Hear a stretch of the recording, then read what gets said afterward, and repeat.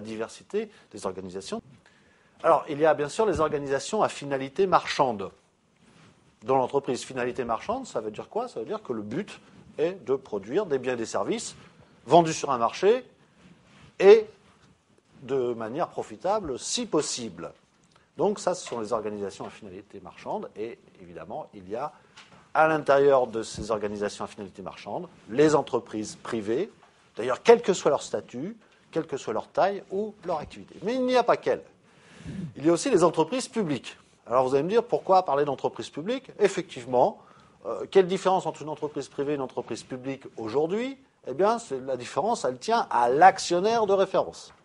Dans un cas, celui de l'entreprise publique, l'actionnaire de référence est l'État ou une collectivité territoriale. Et dans l'autre cas, eh bien, l'actionnaire de référence est une personne physique ou morale de droit privé. Donc, il n'y a pas de différence essentielle aujourd'hui entre entreprise privée et entreprise publique.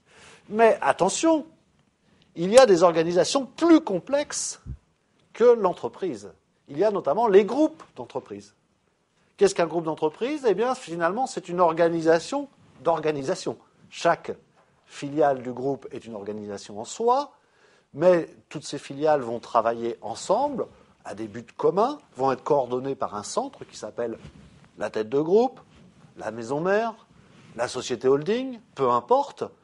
Et donc, il s'agit bien d'une organisation d'organisation. Et l'unité première, ce n'est pas la filiale. Il ne sert à rien d'étudier la filiale. Il faut étudier le groupe pour comprendre l'activité de la filiale. Ça paraît indispensable, puisque, notamment en termes de moyens financiers, eh bien, ça va tout changer.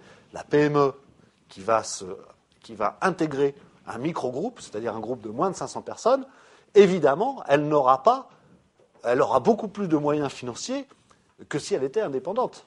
Donc, il faut, évidemment, dès le départ, tenir compte de son statut de filiale de groupe.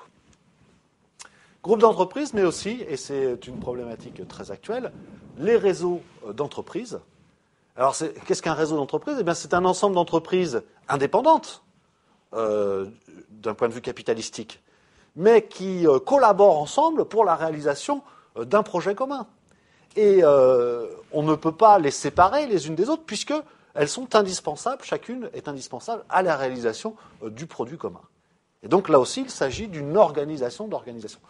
Alors la spécificité par rapport au groupe d'entreprises, qui est aussi une organisation d'organisation, eh bien, c'est que ces réseaux sont plus ou moins éphémères. C'est-à-dire qu'une même entité, une même entreprise peut appartenir à plusieurs réseaux, si elle a plusieurs business, et elle peut quitter, et dans chaque réseau, il peut y avoir des entrées et des sorties de partenaires. Hein, donc, c'est comme un groupe, sauf que c'est beaucoup plus éphémère, potentiellement. Et ça, ce sont effectivement les nouvelles formes d'organisation. On peut considérer aussi que les filières de production, par exemple la filière textile-habillement, ou le secteur d'activité, le secteur automobile, par exemple, eh bien, peuvent être considérés comme des organisations, parce qu'il existe un ordre et une structure à l'intérieur de tout ça. Des dominants, des dominés, des sous-traitants, des donneurs d'ordre. Donc il existe une organisation à l'intérieur des secteurs ou des filières où coexistent des dizaines, des centaines, voire des milliers d'entreprises indépendantes. Les organisations à finalité non marchande, maintenant, alors leur activité, généralement, c'est produire des services non marchands. Alors qu'est-ce qu'un service non marchand? C'est un service qui est gratuit ou quasi gratuit. Qu'est-ce qu'on entend par quasi gratuit? Quasi gratuit, ça veut dire vendu à un prix inférieur au coût de production. Voilà la définition du quasi gratuit. La finalité de ces entités, de ces organisations non marchandes, eh bien, rendre des services à leurs membres ou à la collectivité. Ça va dépendre effectivement du type d'organisation non marchande. Alors, on compte bien évidemment dans ces organisations non marchandes les administrations publiques centrales, on est par là les ministères,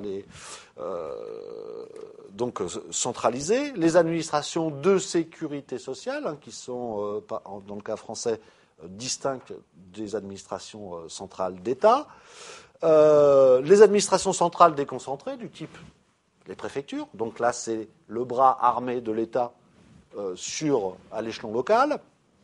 Et puis, les collectivités territoriales qui jouent un rôle de plus en plus important dans l'ensemble des organisations non marchandes, alors que ce soit les communes, les groupements de communes qui se sont beaucoup développés ces dernières années, et les départements et les régions. Et puis vous avez d'autres organisations à finalité non marchande, qui sont les administrations privées. Alors que c'est un terme un peu bizarre que ce terme d'administration privée, eh bien sachez que les associations, par exemple, sont désignées sous ce terme d'association d'administration privée. Et pour l'entreprise, pour qui étudie l'entreprise, eh bien il faut en tenir compte, puisqu'on s'aperçoit souvent que des associations, loi 1901, eh bien, sont plus ou moins concurrentes d'entreprises privées, et que d'ailleurs cette concurrence est décrite par certains comme déloyale, puisque les règles, évidemment fiscales, comptables, des associations loi 1901 sont très différentes de celles des entreprises. Alors pensez par exemple à une association qui va organiser des séjours touristiques, ou une association de sport qui va se retrouver en concurrence avec un club de sport qui est, lui, totalement privé. Donc il y a aujourd'hui un problème sur ces administrations privées, notamment par rapport à leur but. Et l'administration fiscale ne s'y trompe pas, qui assujettit souvent les associations à la TVA, parce que le but non lucratif est à peine reconnu.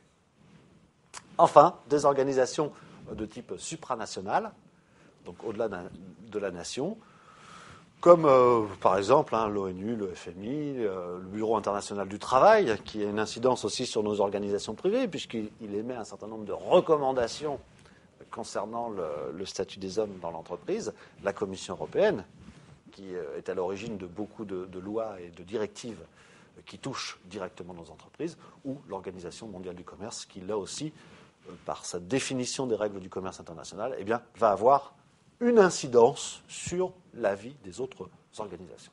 Donc on le voit, ce terme d'organisation renvoie effectivement à des termes, à des réalités très différentes.